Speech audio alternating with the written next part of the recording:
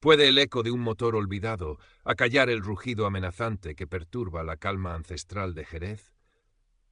En el corazón de Andalucía, donde el sol besa la piedra antigua y el aire huele a vino y azahar, Isabel Isa Montoya acariciaba con la mirada los sillares recién restaurados de la bodega San Mateo, una joya arquitectónica que había rescatado del olvido. Arquitecta de renombre, su pasión era devolver la vida a las estructuras que guardaban la memoria de la ciudad. El polvo dorado danzaba en los haces de luz que se colaban por los altos ventanales, un silencio casi místico que contrastaba brutalmente con el estruendo que, cada vez con más frecuencia, rasgaba la tarde jerezana. Eran ellos, los jinetes sombríos. Motocicletas customizadas, negras y amenazantes, rugiendo por las estrechas calles empedradas del casco antiguo, una disonancia agresiva en la sinfonía serena de la ciudad. Al frente, siempre él, Rafael Jiménez, apodado El Cuervo. Un hombre imponente, cuarentón, vestido invariablemente de cuero oscuro, gafas de sol que ocultaban una mirada fría y calculadora.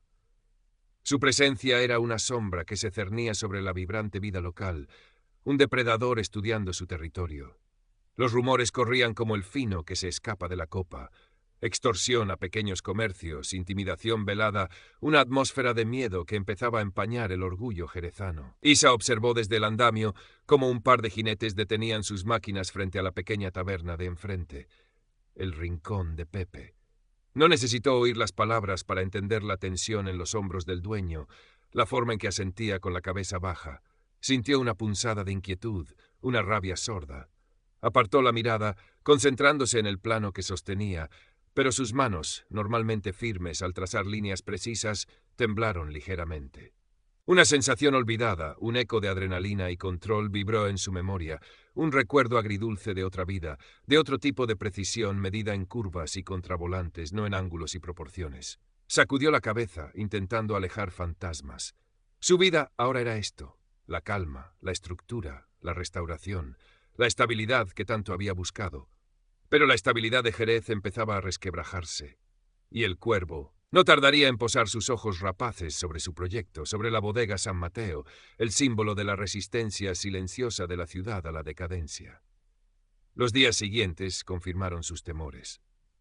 El Cuervo no era un simple matón motorizado. Operaba con una astucia fría, infiltrándose en el tejido económico y social. La extorsión se hizo más abierta. El dueño de un taller mecánico encontró sus herramientas destrozadas. El florista de la plaza vio sus macetas volcadas. Pequeños actos vandálicos con un mensaje claro: paga o sufre las consecuencias. Y entonces llegó el anuncio. El Cuervo planeaba una serie de exhibiciones de motos, carreras ilegales que coincidirían, buscando eclipsarla, con la inminente Feria del Caballo. Las rutas elegidas eran un insulto.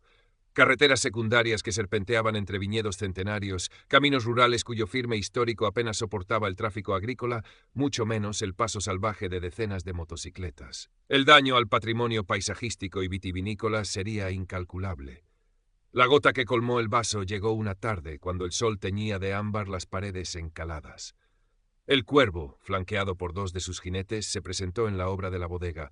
Su sonrisa no llegaba a sus ojos ocultos tras las gafas oscuras. Arquitecta Montoya, su voz era melosa, pero con un filo de acero. Un trabajo magnífico. Sería una lástima que sufriera algún contratiempo. Ya sabe, vibraciones inesperadas, materiales que desaparecen. La amenaza era clara. Exigía una contribución voluntaria para garantizar la seguridad de la restauración. Una tasa de protección. Isa sintió cómo la sangre le hervía, pero mantuvo la compostura. Su voz, aunque tensa, fue firme. Señor Jiménez, mi trabajo está asegurado y protegido por las autoridades competentes. No necesito sus servicios. El Cuervo soltó una risa seca, despectiva. Las autoridades... Aquí las reglas están cambiando, arquitecta, y yo soy quien las escribe ahora. Piénselo bien. La feria se acerca. Mucha gente nerviosa, muchos accidentes fortuitos. Dio media vuelta, sus botas resonando en el silencio tenso. Espero su llamada. Esa noche Isa no pudo dormir. La impotencia la ahogaba. Sabía que la policía local, aunque bien intencionada, estaba superada o quizás intimidada. Necesitaba hacer algo, pero ¿qué? Sus herramientas eran el tiralíneas y el nivel, no el enfrentamiento directo. Entonces recordó. Recordó el rugido de otro motor, la sensación del volante vibrando en sus manos, la danza precisa sobre el asfalto y la tierra. recordó a Mateo. Al día siguiente, condujo hasta las afueras, a un polígono industrial donde el tiempo parecía haberse detenido. El taller de Mateo viejo olía a aceite, a gasolina vieja y a nostalgia. Mateo, 70 años de sabiduría mecánica y lealtad inquebrantable, la recibió con una sonrisa arrugada. Había sido su jefe de mecánicos en aquellos años febriles de rally semiprofesional, el guardián de sus secretos de juventud. «Sabía que vendrías», dijo Mateo, limpiándose las manos en un trapo. «¿Qué te preocupa, Isa? Tienes la misma mirada que cuando te enfrentabas a aquella curva ciega en Cazorla». Isa le contó todo. La amenaza del cuervo, la extorsión, las carreras ilegales, su sensación de impotencia.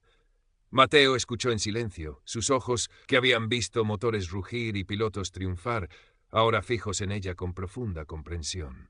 «Dejaste aquello por miedo, Isa», dijo suavemente. «Miedo a la velocidad, al riesgo, a lo que pasó con Javi». Mencionó al copiloto herido en el accidente que truncó su carrera. «Pero no puedes dejar que el miedo te paralice ahora. Este tipo, el cuervo, se alimenta del miedo. Hay que demostrarle que esta ciudad no se doblega». «¿Y qué puedo hacer yo, Mateo? ¿Diseñar un plan de evacuación?» Su voz sonó amarga. Mateo sonrió. «Tienes más herramientas de las que crees.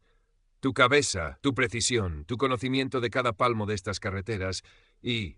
Se dirigió hacia el fondo del taller, cubierto por una lona polvorienta. Tiró de ella.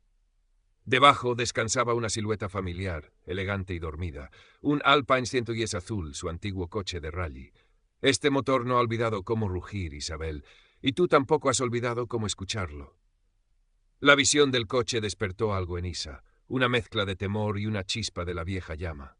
Quizás Mateo tenía razón. Quizás la arquitecta metódica y la piloto audaz no eran dos personas distintas, sino dos facetas de la misma mujer.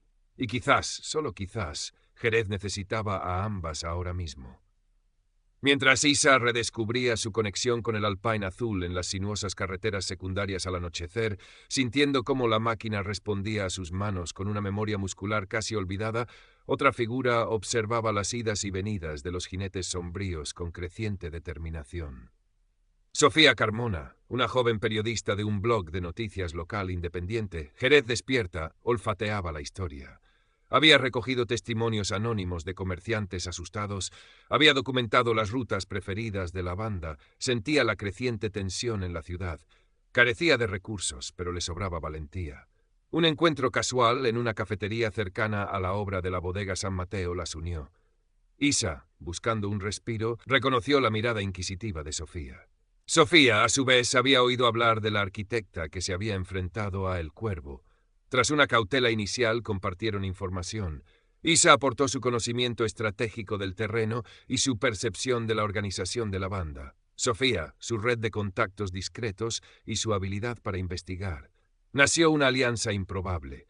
La arquitecta y la periodista, unidas contra la sombra del Cuervo. La primera oportunidad para probar la resolución de Isa llegó inesperadamente. Conducía su coche de diario, un utilitario discreto, por una carretera rural bordeada de viñedos, volviendo de inspeccionar una ermita cercana. Dos jinetes sombríos aparecieron en su retrovisor, acercándose amenazadoramente. Intentaron cerrarle el paso, forzarla a detenerse. El pánico inicial dio paso a una fría lucidez. Recordó las lecciones de Mateo, la sensación del Alpine. Sin acelerar bruscamente, utilizando la estrechez de la calzada y una serie de curvas cerradas, realizó una maniobra evasiva impecable, una danza precisa que los dejó atrás, desconcertados y furiosos, sin haber provocado un accidente, pero demostrando un control y una audacia que no esperaban de la señorita arquitecta. La noticia de la esquiva llegó a oídos del Cuervo. La arquitecta no era tan dócil como parecía. Intensificó la presión. Apareció un grafiti obsceno, un cuervo estilizado, en la fachada recién restaurada de la bodega San Mateo. Un pequeño incendio accidental en el almacén de un bodeguero que se había negado a pagar. El miedo se hizo más palpable, pero también lo hizo la resistencia. Sofía publicó un primer artículo en su blog sin nombres, pero detallando el modus operandi de la banda y llamando a la unidad. El artículo se compartió viralmente en las redes locales. Empezaron a surgir pequeños actos de desafío coordinado. Varios bares se negaron a servir a los jinetes. Talleres reputados alegaban no tener piezas para sus motos. Información sobre sus movimientos circulaba discretamente por mensajes. La comunidad, espoleada por el ejemplo silencioso de Isa y la voz valiente de Sofía, empezaba a despertar. Mientras tanto, en el taller de Mateo, el Alpina C10 volvía a la vida. No buscaban potencia bruta, sino agilidad, fiabilidad y discreción. Mateo trabajó con la devoción de un artesano, ajustando la suspensión, revisando frenos, instalando un sistema de grabación de alta definición casi invisible. Isa pasaba horas allí, no solo supervisando, sino sintiendo el coche, reconectándose con él, estudiando mapas, planificando. Su plan era audaz, arriesgado, pero era el único que se les ocurría para evitar una confrontación directa y violenta. Utilizarían la gran carrera nocturna anunciada por el Cuervo como escenario para exponerlo. Isa participaría, no para ganar, sino para convertirse en testigo y catalizador. Su objetivo, grabar pruebas irrefutables de las apuestas ilegales, las maniobras temerarias que ponían en peligro a todos y las identidades de los participantes clave. Y si era posible, guiar sutilmente a los principales secuaces hacia una trampa legal. Sofía, usando un contacto en la prensa regional y otro en una unidad especializada de la Guardia Civil de Cádiz, filtró información anónima pero precisa sobre la probable ruta, la hora y la naturaleza del evento ilegal.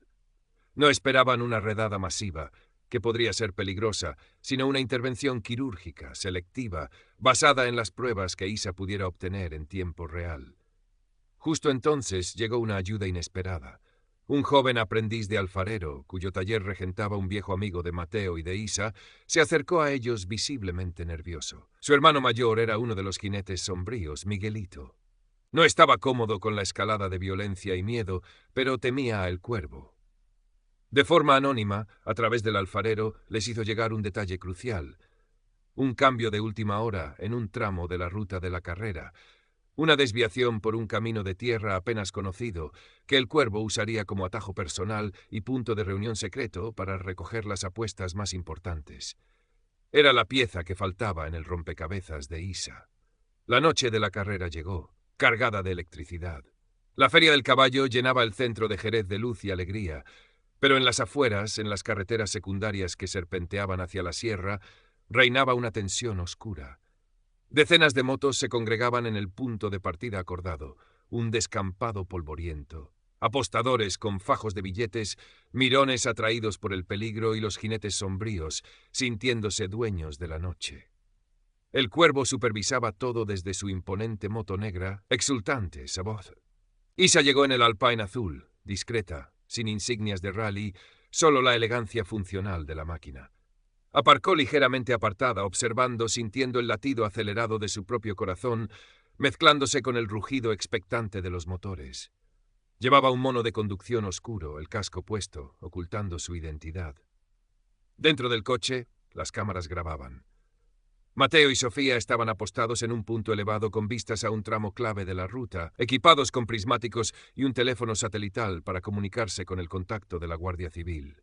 La señal de salida. Un estallido de ruido y furia. Las motos salieron disparadas. Isa dejó que la marabunta la adelantara, manteniéndose en el grupo trasero, estudiando los movimientos, identificando a los lugartenientes del Cuervo, grabando las primeras apuestas cruzadas a gritos entre pilotos y espectadores apostados en las cunetas. No corría para ganar. Corría con un propósito diferente. Utilizando su conocimiento íntimo de cada curva, cada cambio de rasante, cada posible atajo y trampa, empezó su danza. Se pegaba a la rueda de un jinete conocido por su conducción agresiva, grabándolo mientras realizaba adelantamientos suicidas. Dejaba pasar a otro, solo para seguirlo de cerca, cuando se desviaba brevemente para hablar con un apostador. Su conducción era fluida, precisa, casi invisible en su eficacia. En un tramo especialmente revirado y mal iluminado, vio su oportunidad. 3 de los jinetes más violentos iban agrupados. Con una serie de maniobras sutiles, jugando con las luces y la trazada, los empujó ligeramente hacia el exterior de una curva ciega. Justo allí, alertada por Mateo vía auricular, una patrulla discreta de la Guardia Civil esperaba. Las luces azules se encendieron súbitamente. Los 3 jinetes, sorprendidos y sin escapatoria fácil, fueron interceptados. Sin violencia, pero con firmeza. El Cuervo, que iba en cabeza, recibió la noticia por radio. Algo iba mal. Varios de sus hombres clave habían desaparecido del radar. Miró por el retrovisor. El discreto coche azul que había visto antes ahora se acercaba con una determinación inquietante. Reconoció la fluidez de la conducción, la precisión casi insultante. Recordó la evasión en la carretera rural, la arquitecta. La rabia lo cegó. Su plan se desmoronaba. Abandonó la cabeza de la carrera y dio media vuelta, lanzándose en persecución del Alpine. Ahora era personal. Isa vio la moto negra crecer en su espejo. El duelo había comenzado. Se adentró en la red de carreteras secundarias aún más estrechas, aquellas que solo los locales y los antiguos pilotos de rally conocían bien. El Alpine, más ágil que la pesada moto de El Cuervo en las curvas cerradas, le daba una ligera ventaja, pero la potencia bruta de la moto era superior en las rectas. Fue una persecución tensa, un ballet peligroso bajo la luna andaluza. Isa no buscaba el choque. Su objetivo era guiarlo, exponerlo, llevarlo a la trampa final. Utilizó todo su arsenal: frenadas en el último instante, cambios de dirección inesperados, el uso inteligente de las sombras y las luces. Recordó el atajo de tierra que Miguelito había revelado. Se desvió hacia él. El Cuervo, obsesionado con atraparla, siguió ciegamente por el camino polvoriento. Isa conocía aquel terreno, había entrenado allí años atrás. Sabía dónde estaban los baches ocultos, las zonas de agarre precario. El Alpine danzaba sobre la tierra, pero la pesada moto de El Cuervo empezó a sufrir. Finalmente Isa lo condujo hacia la salida del camino de tierra, que desembocaba directamente en el patio de un antiguo cortijo abandonado, rodeado por un alto muro de piedra con una única y estrecha puerta de entrada, que ahora estaba bloqueada por un tractor estratégicamente aparcado por un agricultor colaborador. El Cuervo entró en el patio a toda velocidad, demasiado tarde para frenar o girar. Quedó atrapado. Isa detuvo el Alpine justo fuera, bloqueando cualquier intento de maniobra. Las luces de la Guardia Civil iluminaron la escena segundos después, llegando por el camino principal, alertados por Mateo. Rafael El Cuervo Jiménez fue detenido sin oponer resistencia, su arrogancia finalmente rota, rodeado, expuesto. Las grabaciones de Isa eran pruebas irrefutables: conducción temeraria, organización de eventos ilegales, apuestas. Sumadas a las denuncias por extorsión que Sofía había ayudado a formalizar, su pequeño imperio del miedo se derrumbó. Los jinetes sombríos, descabezados y con varios miembros clave detenidos, se dispersaron como sombras al amanecer. Jerez respiró hondo. La feria del caballo pudo celebrarse sin la sombra amenazante. La victoria no fue ruidosa, sino una reafirmación tranquila de la resiliencia de la ciudad. En la bodega San Mateo la restauración continuó, observada ahora con un nuevo respeto hacia la arquitecta que había demostrado tener más de una estructura sólida en su vida. Sofía Carmona publicó un reportaje detallado y valiente en Jerez Despierta, ganando reconocimiento y dando voz a la comunidad silenciada. Mateo, viejo, en su taller acarició el capó del Alpine azul, una sonrisa de orgullo iluminando su rostro arrugado. El coche había cumplido su misión. Isa volvió a sus planos, a la calma de su estudio con vistas a la plaza.